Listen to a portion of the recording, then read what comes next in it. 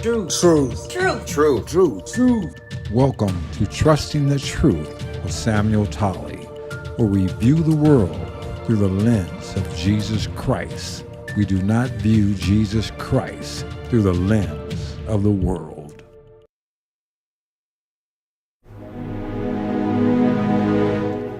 Are you God's man? Are you a saved man? Weren't you called to righteousness and holiness? It's time to step up. All of God's men must step up. We've laid back for far too long. We've avoided the fight. Now the enemy is strong. The sidelines, they are gone. And the battle lines have been drawn. This is a battle that starts on our knees or on our face if he's so pleased. God didn't call women to lead. Men he called to take a stand. To stand for our families, to stand for our land. Many called to illuminate the way. Darkness must flee in the light of day. Men dedicated to him and him alone. Men who garner strength from his mighty throne. Oh my brothers, it's time to stand. And when we stand, it won't be alone.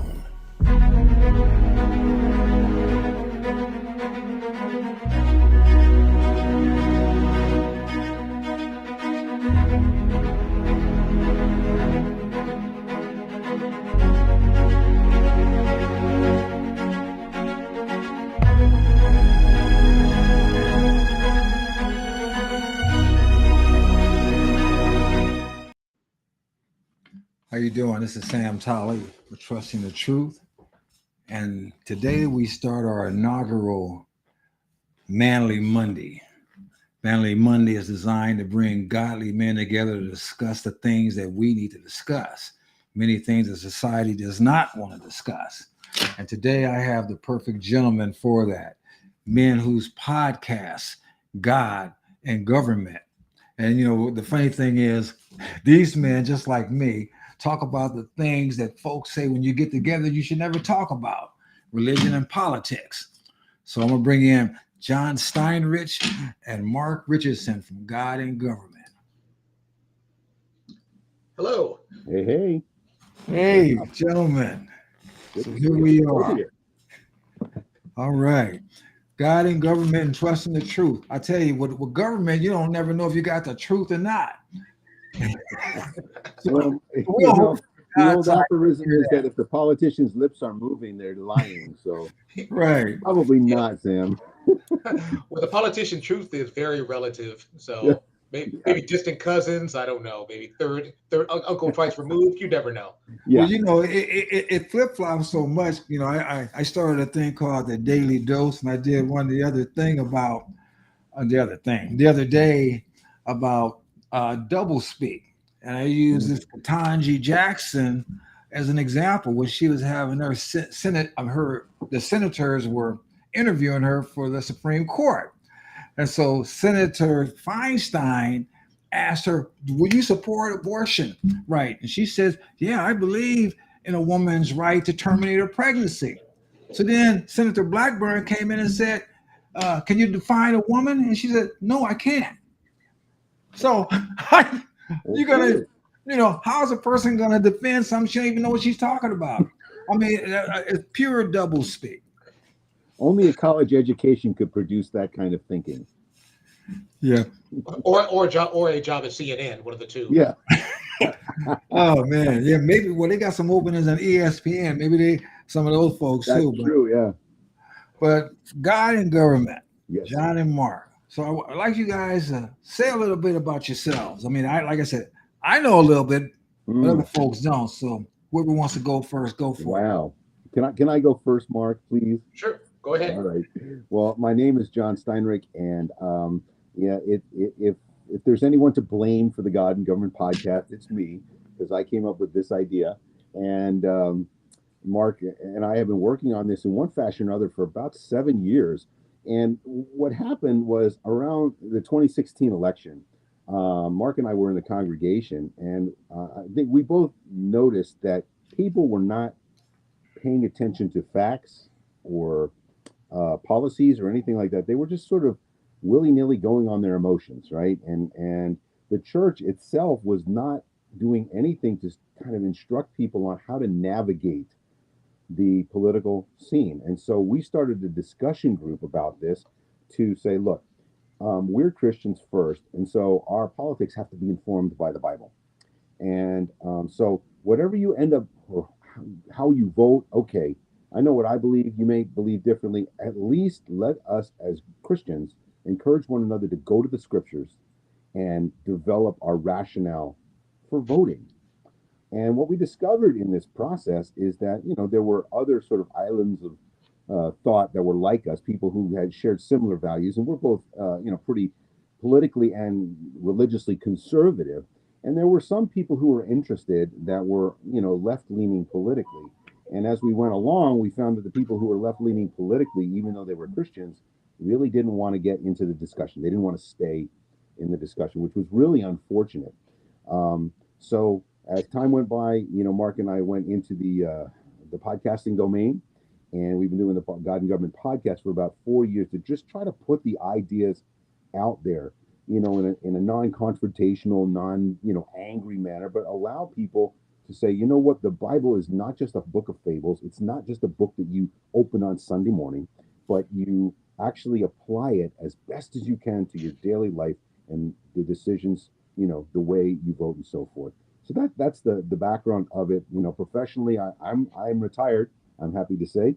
I worked in public social services for a long time, and I just said goodbye to my career so that I can focus on things that really mean more to me, which is my marriage, my family, my ministry, and music, which is my, largely, it's been a part-time thing for me. So those are the things that I intend to do, and that's who I am. I also have a master's degree in church history, so I have a little bit of, academic knowledge to go behind my political opinions. That's me. Before you go, Mark, let me ask John. It was funny when you were saying what you were saying. The scripture came to mind. Mhm. Man does not live by bread alone, but by every word that proceeds from the mouth of God. So Yeah, that exactly. pretty much pertains to every day and everything. Agreed. Completely. that we have to do that. But you say you retired now?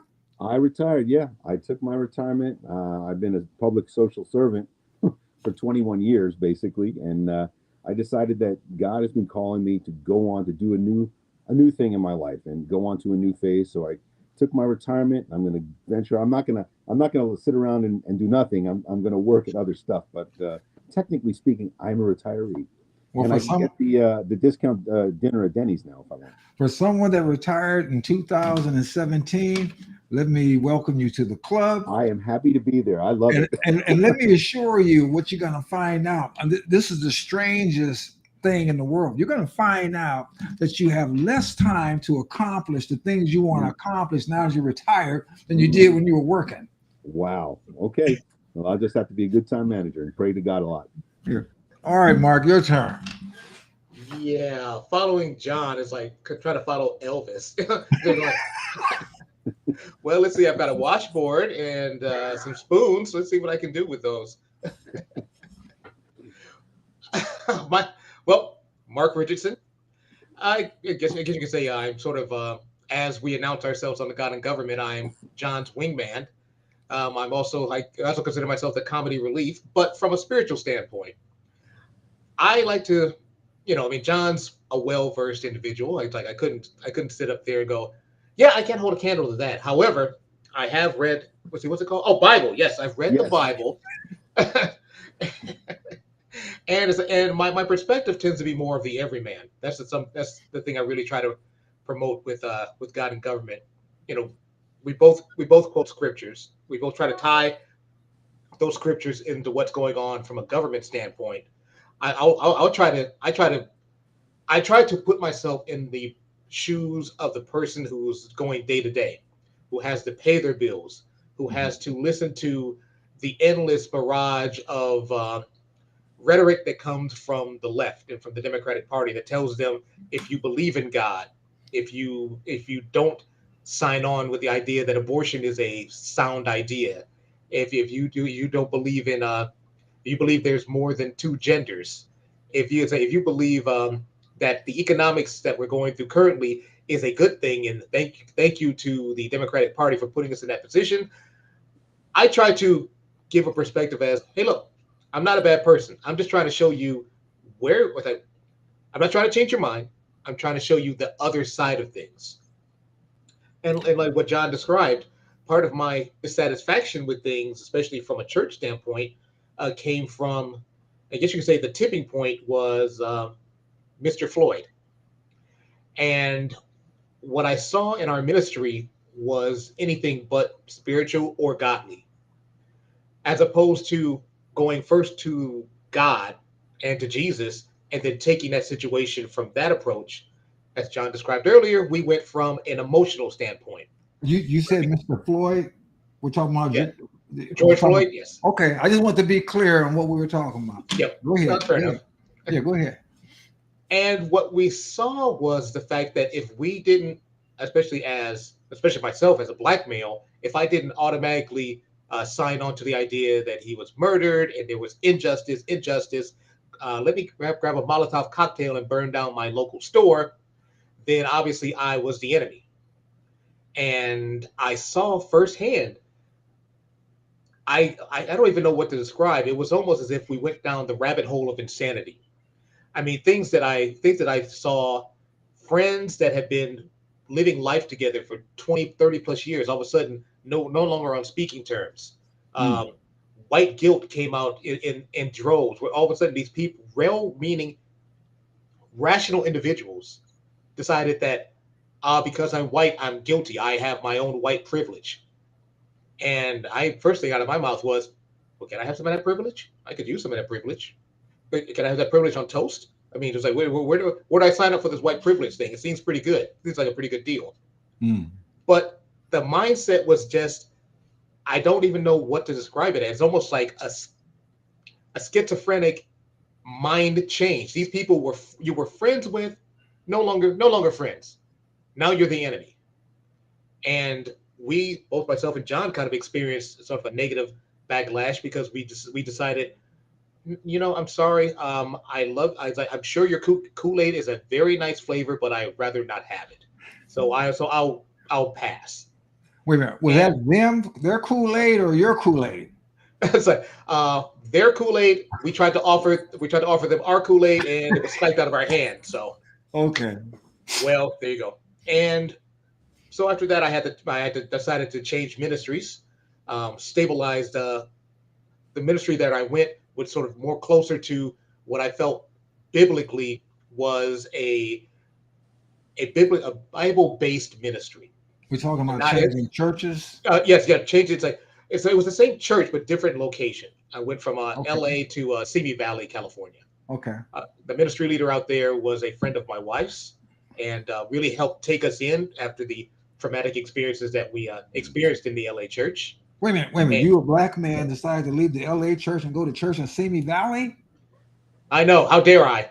Just for the audience that don't know, Simi Valley is known as a predominantly white area. Most of the LAPD I hear live in Simi Valley. I mean, I'm not against it. I'm just trying to get perspective here. Right. A lot of the sheriffs, like some of the sheriff's deputies, reside out there too.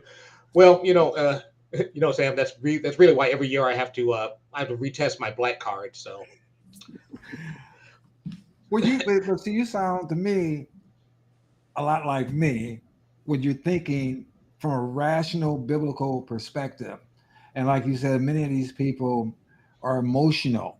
It doesn't matter, and I know this wasn't the topic we were going to get onto, but it doesn't matter that Mr. Floyd would rob a pregnant woman at gunpoint, would do a bunch of different stuff, was actually in the midst of a crime. Now, the procedure that went on with him as far as Minneapolis police was concerned, I'm not making excuses for anybody. There was a whole lot of crap to go around.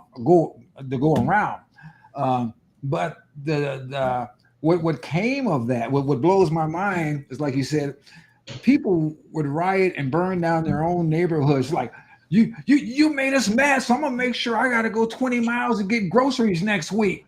But they don't go. They didn't go run. They didn't go to the suburbs and burn down the white folks' neighborhood that they was mad at.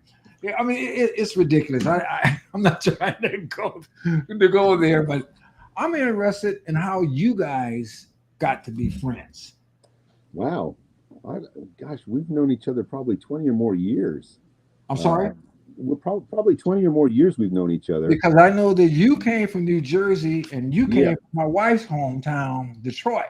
Yeah. Correct. Well, we both landed up in Los Angeles in the early 90s. Okay. And then we both landed up in the same ministry in the mid 90s. And that's how we had a very active ministry, which was relatively apolitical back then.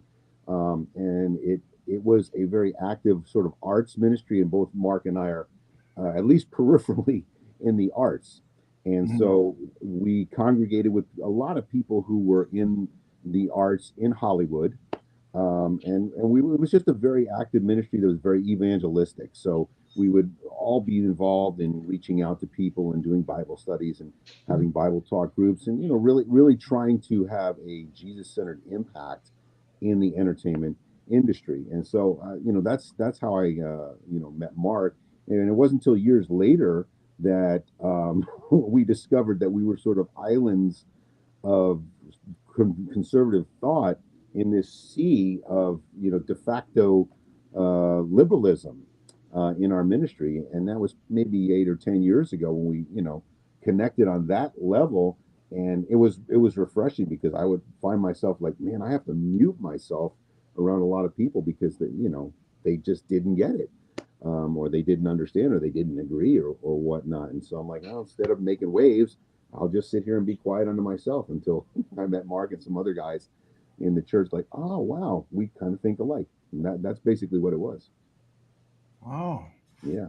so that's interesting, because it brings me that your friendship. Um, it may seem simple. I'm trying to see if I can frame this right. Mark sort of alluded to it, that when all this mess with the Floyds and the different racial animosity started kicking in, because, and from my perspective, this country wasn't nowhere near as separated as it was until Obama came in the office, and they started fanning the flame. Suppose, he was hoping change, and then, of course, from my perspective, we all hope we had some change by the time he got out, but he fanned the flame of division.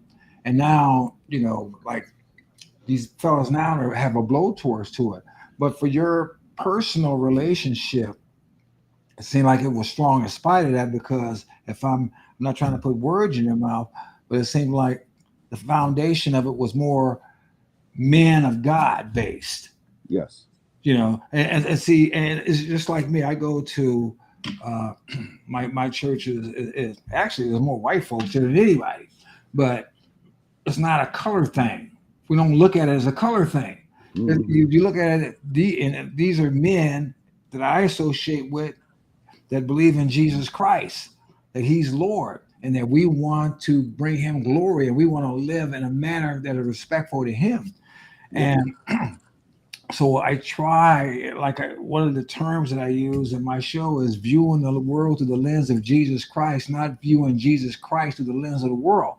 With that perspective, it's easy to see right from wrong, but we got people that can't handle that.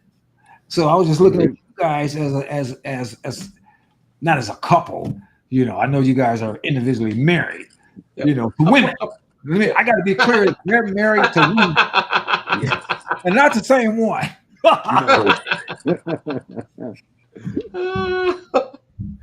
Yeah, I think that's true. Like, at the base of everything, Mark and I do not agree on every bullet point, right?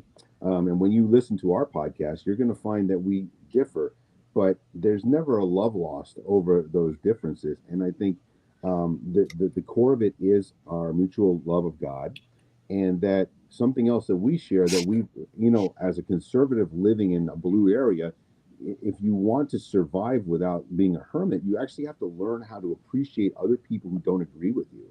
And both of us have that similar values. Like, you know what? Even if this person in my ministry disagrees with me, I still can love them as a brother in Christ, right? And do my best to try to shed as much light as possible in the hopes that maybe their viewpoint will come closer to the Bible. But, you know, I don't have that animosity towards other people who disagree with me. I think Mark is similar of mindset. Nah, I hate them all. But no, I'm kidding. I jest, folks. I jest. Well, it's much like it's much that is the truth. I don't come out.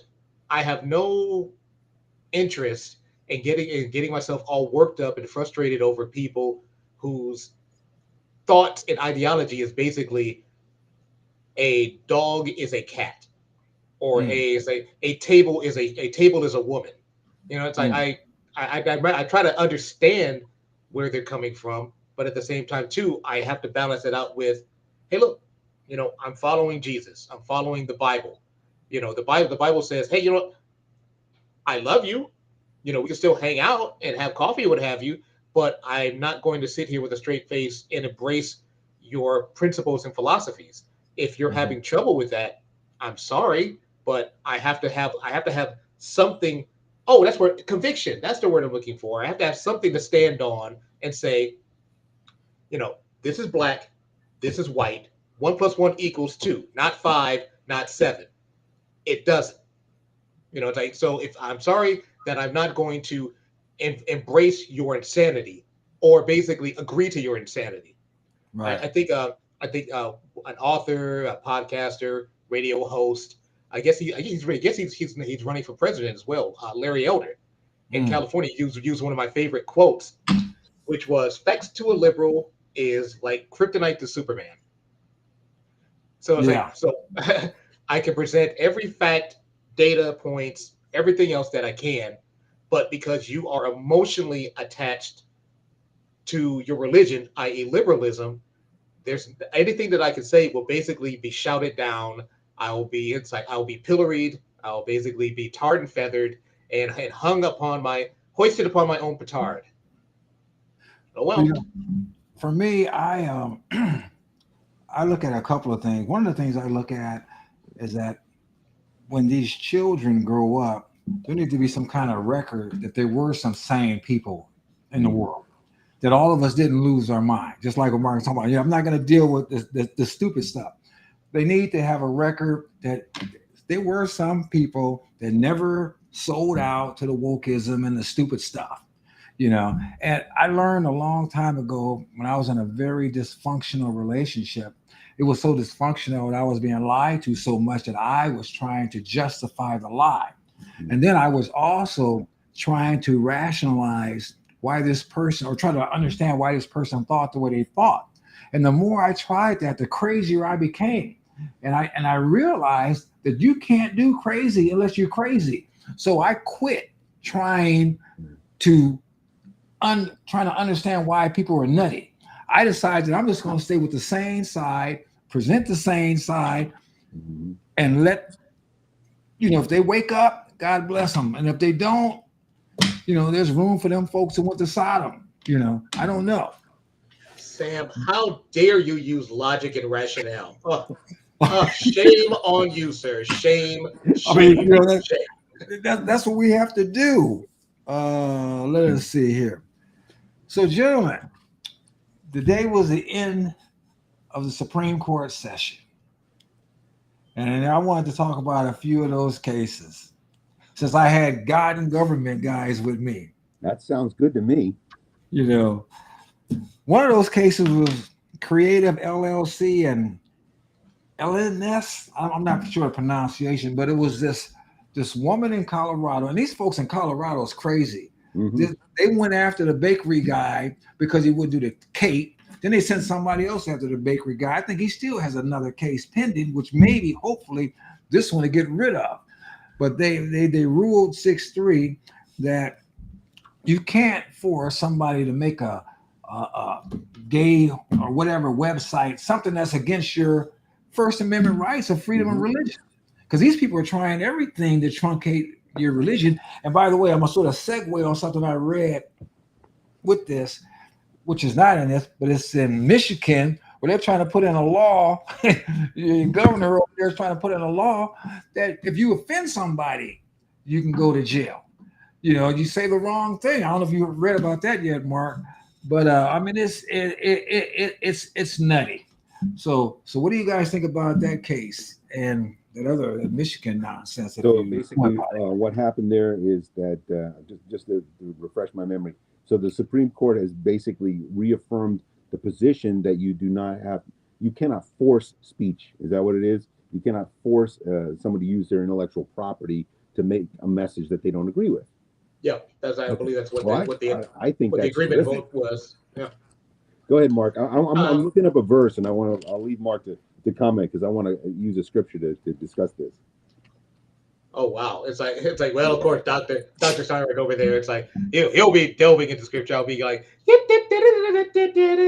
but the main point about that is just if you think about it once again on its face of logic, and people who get all upset about that is you want to pose them a question and going, okay, say you're a liberal, you voted for Biden, you voted for your Democratic legislature, governor, what have you. You feel pretty good about yourself, and you have a website. Let's flip things around. What if I decide to come to you and say, and say for example you're gay or lesbian, and I came to you and said, look, I would like a website that affirms marriage is between a man and a woman. I'm willing to pay. Were you able to do that? I think the person would say no so fast it would make my head spin. But yet when the roles are reversed, there's outrage. People are clutching their pearls, fainting couches aplenty, and you kind of sit back and wonder, it's like, so all for thee and not for me. So you're saying, so your standards are, you can say no and everything's great, but if this person says no, then all of a sudden, my rights have been violated. I'm offended. I'm going to sue. Common sense. It's not common, and there's not much sense. So Yes, sir. absolutely. Well, this country, as far as I understood, like one of our principles like was freedom of religion. I don't know if I got an unusual idea in my head about that, but I thought that we were predicated in part on the fact that no law should be passed that would oblige anybody to follow any kind of specific religion. And basically, that we're also supposed to be able to say what we want to say. So, compelled speech or compelled religion is unconstitutional. And because we have those as tenets, it's sort of in our DNA as Americans to say, I don't agree with that philosophy, and I'm a religious person. I don't agree with it because of religious reasons. And then if I'm actually devout and biblical, I go to the Bible, and the Bible says in Romans 14:23, but whoever has doubts is condemned if he eats, because the eating is not from faith. For whatever does not proceed from faith is sin. Now, this passage is talking, in an ancient context of eating food from, dedicated to idols. But the principle that the Bible lays out, if you do something and it does not proceed from faith, you're sinning. So essentially, if somebody comes into that, bakery or whatever company is to make something, and you're asking them to do something that violates their conscience or violates their religious principles, you are asking them to do a sin. Now, I know that's not a popular word in our modern lexicon, but sinning is basically going, it's worse than speeding, running through a red light and, getting ticked off at a cop. It's violating the creator of the universe's principles. And that has long lasting effects. And as people of faith, we want to try to avoid those things. We don't want to be mean to people. We don't want to deny people their liberties, but we also do not want to jump into things that make us have to sin. And that, I would say, that has to be brought out. We as Christians have to advocate for that. I don't, you want to have whatever message you want. I'm not going to be the one to do it. And you should be okay with that. And here's another thing, guys. I bet you dimes to dollars that there is not one radical, woke person who would take an offensive message into a bakery owned by someone who is Muslim, who's a devout Muslim, and say, hey, you know what? Make me a ham sandwich. And oh, by the way, Adam and Steve are getting married. They wouldn't do it because they know that the people who follow that faith generally actually have some gumption and are going to push back big time.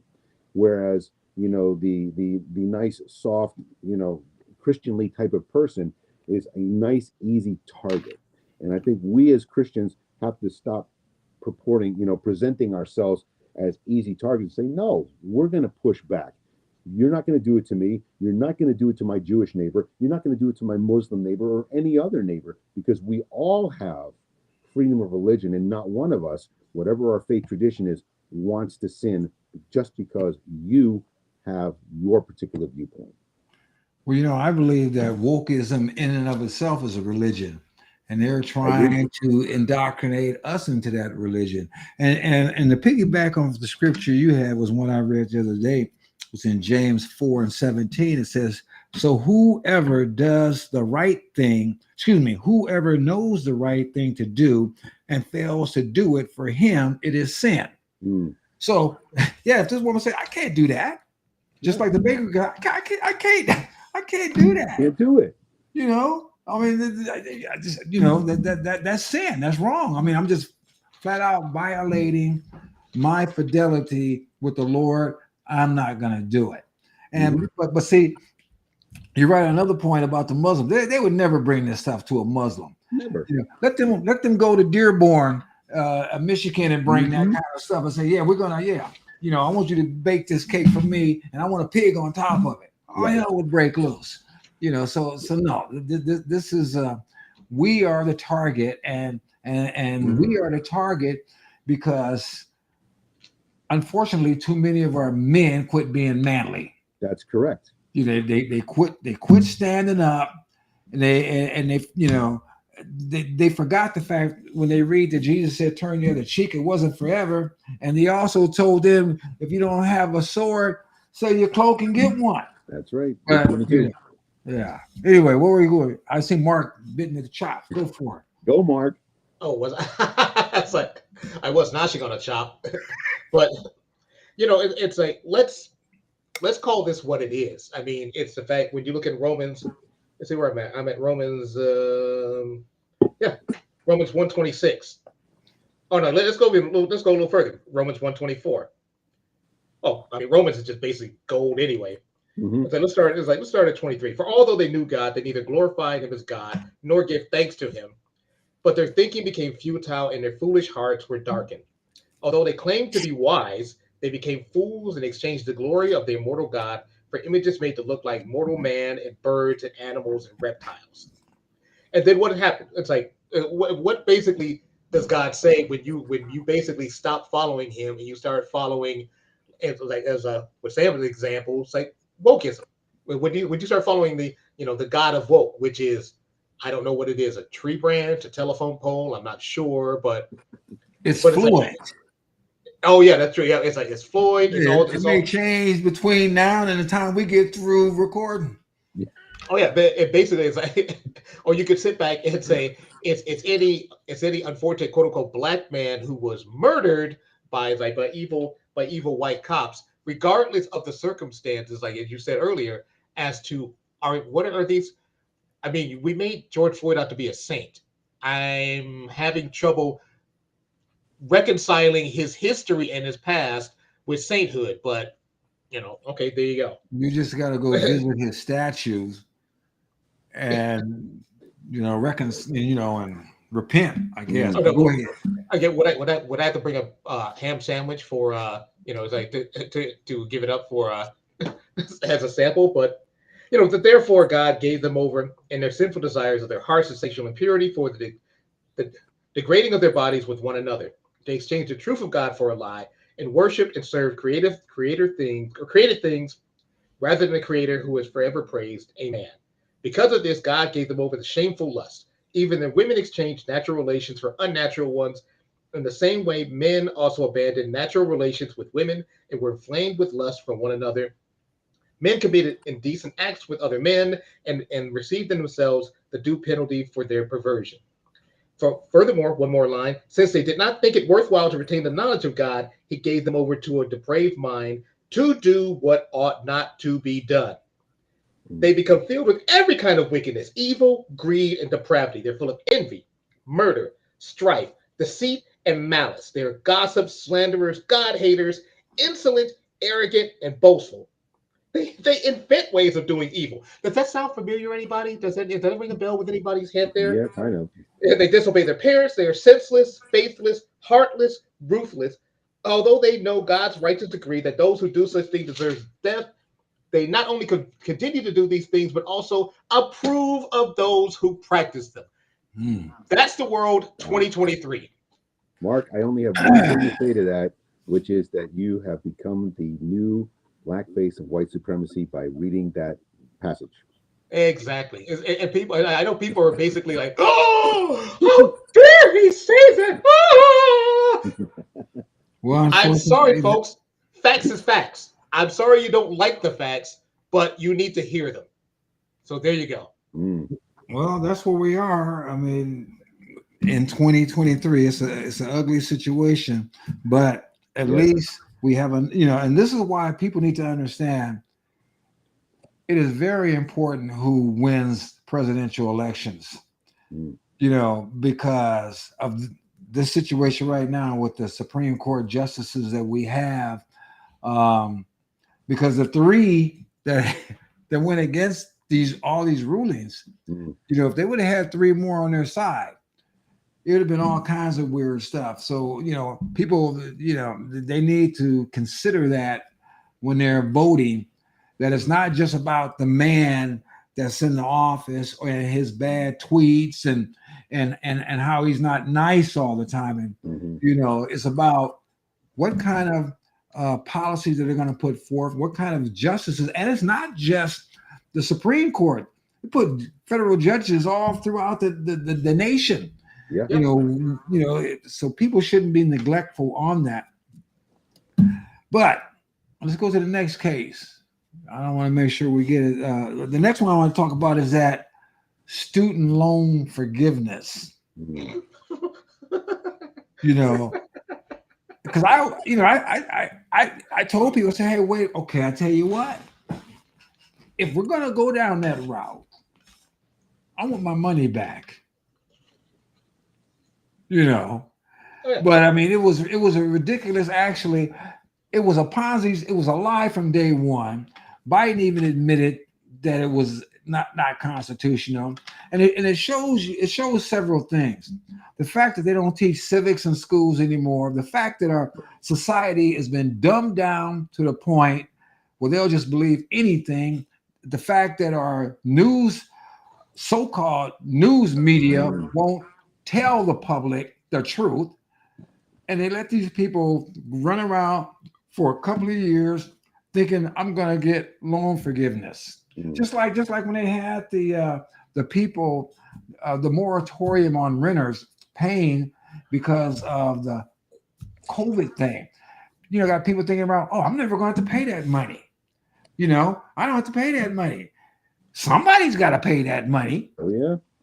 And these owners aren't going to just take it in the shorts forever. The bank's not going to take it in the shorts forever. Yeah. First off, our friends in the media, which people, if they took civics, back in the day, you understand that's why it's called the fifth estate. The media was basically designed or created to be a balance between both the people and the government by providing, all right, this senator said this. We present that. This is what they believe. This is what this bill will accomplish. All right, we disagree with that because of A, B, C, and D. We leave it to the people now. Here's the information. Here's the front. Here's the for. Here's the against. You make your decision. Once upon a time, that used to be the case. But now the media has leaned so far to the left that has basically just become a propaganda tool for the for the Democratic Party. And this loan forgiveness is the biggest sham I've ever seen in my life. First off, you're getting emotional and you're basically demanding something that you don't deserve in the first place. And if critical thinking is just a very simple process of asking relative questions regarding the situation and coming up with your own conclusions. So what you're basically telling me is, so everybody else who did the right thing, who was responsible, was a man or a strong woman who took the loan, understood what the loan meant, understood what it was due, decided to go to a school that you probably may not have afforded, but you decided to go anyway, got your degree, and you knew now the payment was due. So now all of a sudden it's because, well, wait a minute, I took my degree in liberal basket weaving 101 and I can't afford that $60,000 like a loan payment. I want to embrace my inner Bono from U2, and I want that loan wiped. I want that wiped out. I want to say, but wait a minute. Do you understand basic economics? Money just doesn't disappear. There's still people who invested in that money, and their investment gave you that education. Oh, but silly me. I don't understand life. I just want what I want. So you're a narcissist. You're basically navel gazing, and it's me, me, me, me, me, me, me. And I want what I want now. No, that's not life. Or is that being called an adult? You have responsibilities. Take your responsibilities, pay your bills, and live with it. If you can't afford it, oh, here's a crazy idea: get a second job, sell your stuff, do whatever you hold yard sales, mow lawns, do whatever you need to do to pay your debt, because that's biblical, that's godly. What you're trying to pull off isn't godly. It's a joke, and also it basically spits on everybody else who did the right thing over years. By the way, we didn't just do this loan forgiveness 2 weeks ago, folks. That's been happening for decades. Those people paid their bill. What are you going to do? Is it going to make the government pay them back? There's no repercussions for your actions. People just say things and they go, well, I don't want to think about this. I just want it to happen. Okay. So I'm you coming down on my think, soapbox. so you think that woman's black liberal feminist historical education that they obtained, they shouldn't have to pay for that? just on the face of that thing that you can't get a job or do nothing with. Just on the face of the goal of the degree, it's like, what do you do with that? maybe you should get a refund and go back and do something else. I don't say. I mean, it's go ahead, John. If anybody should be repaid, it's the taxpayers. Quite honestly, we're the ones who've been footing the bill for. Remember, Mark, we had a friend of ours named Dan on our show, and he was joking around and said that people were getting degrees in selective outrage, and Mark says basket weaving. And that's true. People have been getting degrees in all kind of junk that they can't use or don't use, and so the taxpayers are footing the bill. But this discussion makes me think of the principle that Jesus talked about in Mark 14:25, and as a Christian, this to me is like, okay, you took out the loan, you know what you were doing, you have to be responsible. Without reading it verbatim here in the Bible, in Luke 14, Jesus tells a story. Hey, look, there's a guy, he starts to build a house, right? And he ran out of money and he can't finish it. And all the people walk by and they're mocking him because he couldn't finish it. And the principle is count the cost before you do something. That is maturity. And I love the theme that you have, Sam, of Manly Mondays. This is a deficit, a vast deficit in our culture. For some reason, in the last 50 or 60 years, we have basically taken the idea of manliness or maturity and thrown it in the garbage, and we've attempted to infantilize everyone and insulate them from the effects or the consequences of their decisions. We are not going to raise a generation of young people who can actually work, build the economy, take care of senior citizens, raise children, build communities, if nobody is on the hook to pay their bills and take responsibility for their decisions. And the taxpayer should not be the insurance plan. I'm sorry, it just shouldn't. Well, Well, you're right. Go ahead. I was just about to just piggyback on that.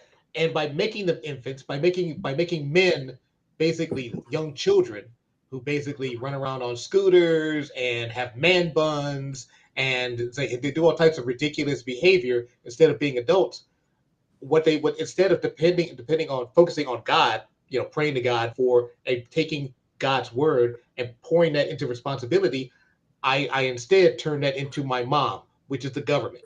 The government will take care of me. The government will rub my head and tell me that I'm a good boy and give me stuff without me having to do much for it or nothing at all. and see, that's what I'm saying. It's feminizing the manhood. I remember when my kids were little, and they say, "Oh, can we get this? Can we get?" I said, "I don't have any money. Write a check. Just write a check." Like Mhm. I said, they don't understand the concept, and that's the way they have us now. Like you said, the government is mommy or daddy. They're feminizing us, and I tell people, look, why do you think? And this is Sam Tolley. That many of these states are going for, legalized drugs or whatnot. They're anesthetizing the population.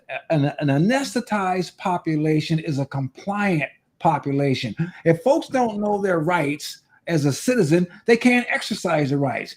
If you keep them stupefied, then they can't stop you from doing what they want to do to you. And then they take control situation. But these same people, they're not letting their kids go to broke down schools that aren't teaching anything, and they're not letting their kids get all drugged up. They're making their kids get educated and preparing them to take over their spot when they get too old to run the masses. And like I said, in California, where you turn it into, you're destroying the middle class, or either they're leaving. You're going to have the two-tiered uh, citizenry, where you got the ultra wealthy or the poor, or people who are fortunate enough to inherit their property from their parents, and they are still living within their means, and they haven't got greedy. Well, I don't want to say greedy, but they haven't decided to clock in that nest egg if they haven't refinanced it to death, and then move to Texas or Florida or North Carolina and or wherever, and get the hell out of there. But this society, I think it's intentional. I think it's intentional to feminize men, and that's the one thing we got to fight against thoroughly: the Absolutely. Yeah. feminization of men. Oh yeah. I mean, and you make a good point, Sam, and you can even look at it. I think one of the biggest thing that we have to make sure we're aware of and that we fight for is culture. And politics is downstream of culture, as Andrew Breitbart once quoted. And you can even see it in movies, you can see it in television, you can even see it in comic books with the feminization of men. It's like where you have gender swapping. We have men like comic book superheroes that are now women. You have so many movies now where they're featuring in, it's like the woman is the strong, independent, brilliant individual who will save the world, and the man's a centerpiece, and it goes on and on and on. And this is talked about, like I said, in Excuse radio. me. And by the way, that woman has just taken over the place from the homosexual, because that was the Yeah, one that they were featuring previously. yeah, Mhm. exactly. So you and you know what's coming next, the trans.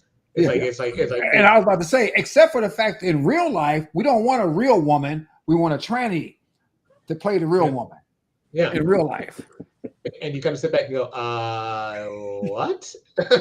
but let's carry that to its end game, where you have boys used to be able to go out in elementary school and play tag and play dodgeball and run around and tackle one another and get scrapes and basically act a fool because it was like we were young men, and we had to vent all that energy.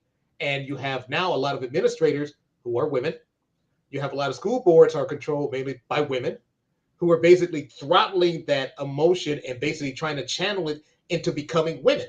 And it's like, that experiment is doomed to failure because men are men, and you need to bring strong men into the system to make these boys into men, so that they can not only support their mate or or the other women, but also support society, because we see that first and foremost.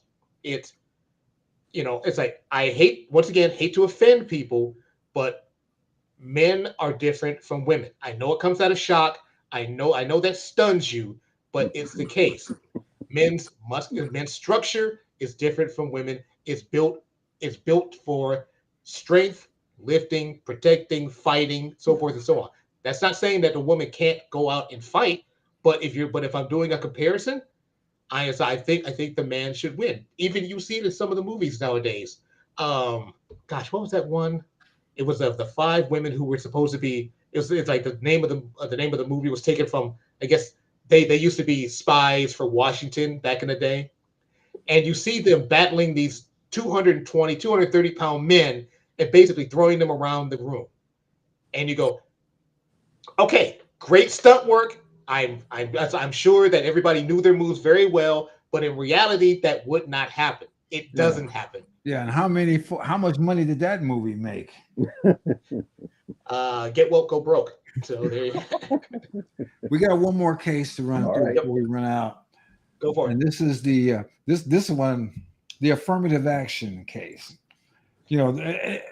What blows my mind about this affirmative action case is, well, several things.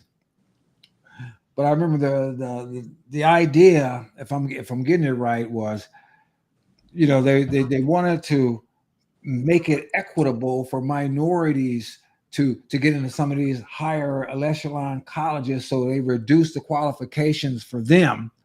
But because they were talking about the white people were getting all the stuff, but some kind of miraculous way they made the Asians white, because the Asians typically would score higher than even the white people. And I alluded it in my daily dose today. I don't think Asians are any smarter than anybody else. I think it's purely a fact that they had a culture, or have a culture, where studying is preeminent, whereas many of us have a culture. I'm going to party. I'm going to relax. I'm going to do this. I'm going to do that. I'm not going to put in that time. I think regardless of what color or race you are, if you put in the time, you can excel just like everybody else. So the Asians were getting beat out of their place because they scored higher, because they weren't black enough or brown enough or whatever. Gentlemen, go for it. Man, I was. It was good that this subject was brought before the court, and I think justice was done, because affirmative action in the college admissions had morphed from an attempt to try to bring in minorities who might otherwise have been overlooked because of historical racial patterns, to basically intentionally shunning Asian students in favor of those whatever persons who did not perform as well on a merit base, simply because of the color of their skin. And all of that is a very bad twisting of a well-intentioned project that started in the 60s. And in fact, as far as I know, historically, affirmative action as we know it really got legs under, guess who? A Republican president named Richard Nixon. And Nixon, he's been a villain in American history. Nixon was actually a pretty solid supporter of civil rights back in the 1950s. And he was a proponent of this idea of affirmative action. He was a relatively progressive Republican in that regard. But, if you're thinking about the civil rights movement and the successes in the 1960s of leveling the playing field, and Nixon comes into office in '69, and affirmative action gets started under him. This is right on the tail end of really monumental social change. And you could make the argument pretty cogently back then to say, you know what? Black Americans have been ignored. High-performing Black Americans would not get the same job or the same college admission as a high-performing white American, because of the historical tension between whites and blacks up to that point. Now we fast forward to our time, 50 years later. regardless of what the exponents of CRT tell us, we've actually made progress in our race relations, believe it or not, and I'm happy to assert that. And quite frankly, it is an insult, in my view, to tell a Black American, you need a hand up because you're Black. You have been oppressed, even though you don't feel it, even though you are high performing, you're academic, you work hard, you have good values, you need a hand up. Now, this guy over here who comes from an Asian family, well, you know what? They're just too darn smart, and we need you. We're going to give you that little wink, wink, nod, nod. Come into our university or take this job or whatnot, because, gosh, we're going to pat you on the head because we feel so sorry for you, because generations ago, there were some white people who really mistreated your ancestors, and the vestiges of that are still here today. So come on in. All of that is insulting. It is a degradation to manhood. It lowers standards for those who want to achieve, and it really disincentivizes someone from actually putting in the hard work. If I'm a Black student, right now, what incentive do I have to compete and work hard academically? Why should I do that? I'm going to get a free leg up because of the twisting of a policy that was meant to help ameliorate actual racist tendencies in the 1960s. So I think it's a step in the right direction, and we need to move towards responsibility and merit-based admissions in college and merit-based employment. As a matter of fact, even Justice Roberts, was when he wrote his opinion, he talked about, look, what you can do is basically if you want to apply to an Ivy League school, here's a crazy idea. Why don't you, it's like when you're writing your essay for the admissions process, talk about your situation, talk about your life, talk about if you had hardships. It's like maybe it's like listing some of those hardships and how you conquered them. It's like how it's in this case, if you have somebody with God's help, it's like being able to move ahead. And even though I had poor schools, I may have had only a mother or a father, or someone like just a single parent, and through all those adversities, I might have had gang trouble or gangs trying to recruit me. All through that, I was able to keep my grades high, and through that, I want to bring that experience to this Ivy League school so that people here can share that experience and better themselves. A rising tide lifts all boats. It's funny. It reminds me of this policy that they put in place recently, or Biden is trying to put in place, that people with a higher credit score would be charged a little bit more interest or something to get a loan to help the folks that are at a lower score. I mean, it's ridiculous. I think when you work hard, you appreciate what you have. If you work for a good education, you appreciate it. If somebody hands you something, you're not going to appreciate it because you didn't have to put the effort in. And then you might develop that attitude, well, you owe me. Well, nobody owes you anything. It's up to the individual to stand up for himself. And like I said, it's up to men to be men to raise boys to be men, to be responsible, to take care of their families, to do what's right, and to stand for themselves as men. We're about at the 1 hour point, gentlemen. We had a great conversation. Absolutely, thank you. And I really appreciate you guys coming on, and maybe we'll do this another time. You fit your bill, but please let them know how to reach you. Well, we are on the Anchor platform, which is anchor.fm/God and Government, all spelled out. And you can find it also on Spotify, God and Government, and on Facebook at the God and Government podcast. That's the best ways to find us. Yep, I'm working on reading like Podcasting for Idiots, so we can develop our podcast further, so we can actually have comments and people can post on there, and we can actually reply to those as well. So we're moving forward slowly but surely, baby steps, everybody. Well, that sounds great. So Mark Richardson, John Steinreich, I'm glad to have you guys on the first Manly Monday. God bless you both. God bless. This is Samuel Talley, and I'm out.